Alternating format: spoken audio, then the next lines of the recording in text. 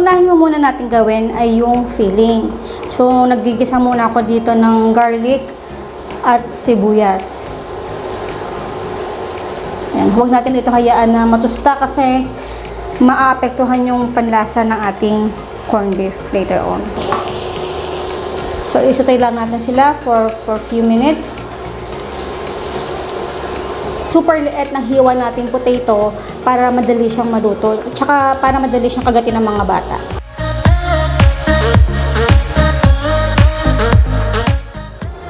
Ito, I think we need to cook for 5 to 7 minutes. So, hanggang sa medyo may pagka-translucent na yung ating potato. So, after 10 minutes over medium-low heat, ilalagay na natin yung ating corned beef. Kakaiba yung corned beef dito, guys. Hindi siya katulad sa atin na parang may flavored na siya. Ganyan siya. Kahit anong naman sigurong brand pwede nyo gamitin. Tsaka sa atin, di ba kulay pula yung corned beef.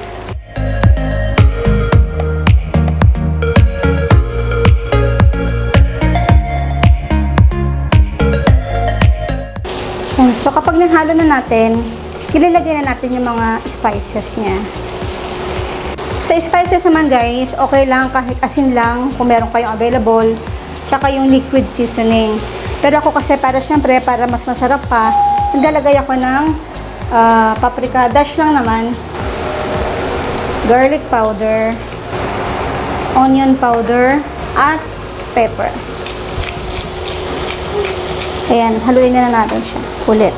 Ito guys, i-maintain ko lang na dry yung ating mixture kasi nga, ipapalaman natin sa ating bread at kapag ito ay medyo mabasa-masa at may sauce or gravy, tatagos yung liquid doon sa bread at kapag pinirito yon, hindi na magiging maganda yung ating snacks.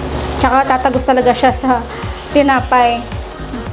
Itong chicken powder, parang pina-alter ko lang siya sa salt. Kasi di ba maalat yung chicken powder. So hindi na ako maglalagay ng asin dito.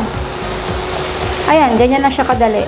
Kung ano yung amount ng ating corned beef, yun din yung amount by weight ng ating potato. Tsaka yung potato niya, ang liliit ng hiwa. Yun nga yung purpose ko para madaling kainin at the same time, madali siyang lutuin. Then, palamigin na lang natin to habang gumagawa tayo ng tinapay. Okay, dito guys, nakalagay na yung ating tubig at napalamig na rin natin yung ating filling na corned beef and potato. So, ang gagawin na lang natin dito ay yung ating final steps na bread. So, you make sure na tanggalin mo muna natin yung mga gilid para madali siyang i-roll mamaya.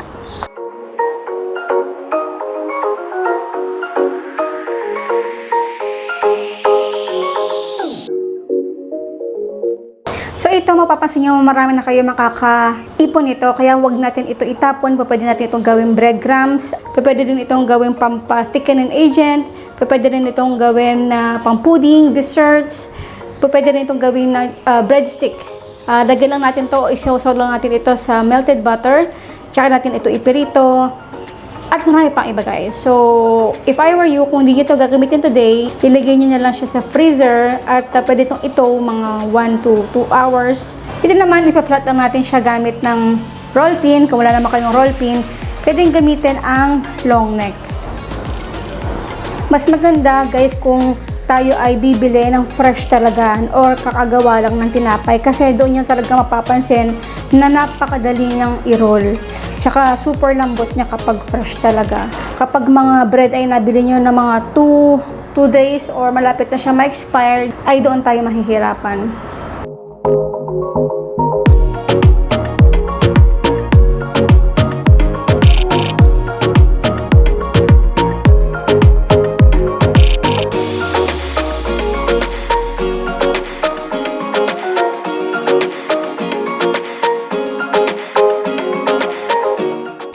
Naman ng ating snacks, ito lang siya, magiging ganyan siya, triangle. Ito yung napili kong shape. Pwede rin naman tayong mag-roll lang ng 2 beses katulad ng ginawa natin sa pizza roll. At ganito lang yan, napakadali lang. At maganda dito activity sa mga ating anak. Yan, so ititiktok lang natin siya na pagganyan. Siyempre yung kanto na pagdidikitin natin, doon tayo maglalagay ng tubig. So ito siya, dito tayo maglalagay. So, make sure na nalinis nyo na yung kanyang kamay.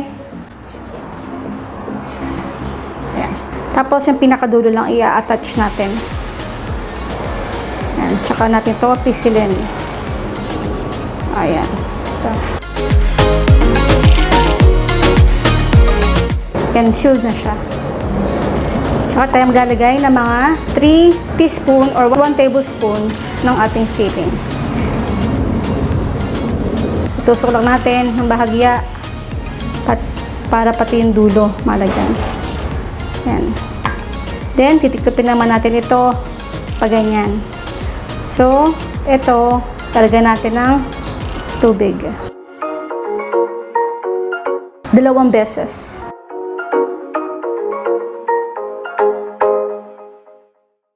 So, dito, hindi na natin siya matitiklop masyado.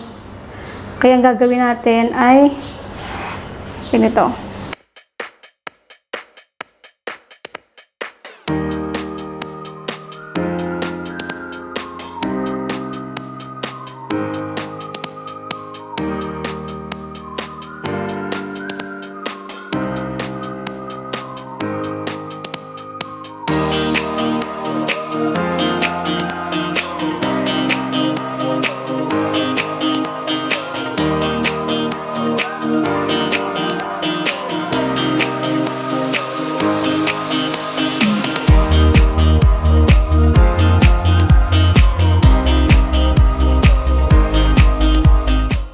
So, bago tayo magbati ng itlog para sa coating ng ating bread, meron ako dito 2 breadcrumbs at magkaiba yung kanilang kulay. Pero, may isa lang naman sila. Magkaiba lang talaga sila ng kulay. So, feeling ko at mas gusto kong gamitin for today para kakaiba na rin kasi kakaiba naman yung shape niya.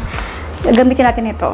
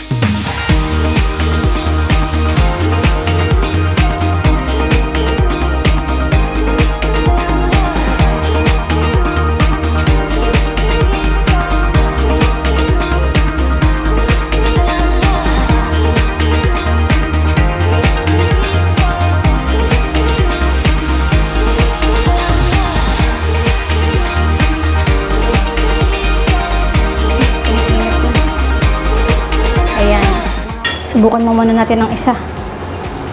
Okay na. So basically guys, ito ay lulutuin na natin talaga yung kanyang labas. Kasi luto na naman yung ating filling at yung tinapay. So dapat in medium high heat natin siya lutuin. Mabilis lang to, mga seconds lang. Luto na.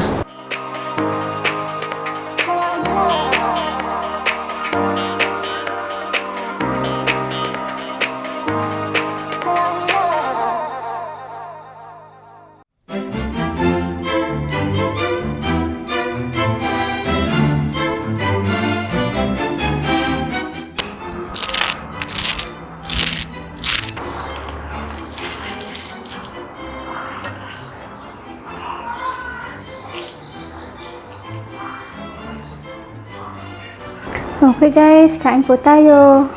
Wow, ito yung masarap na almusal at merienda ng mga bata.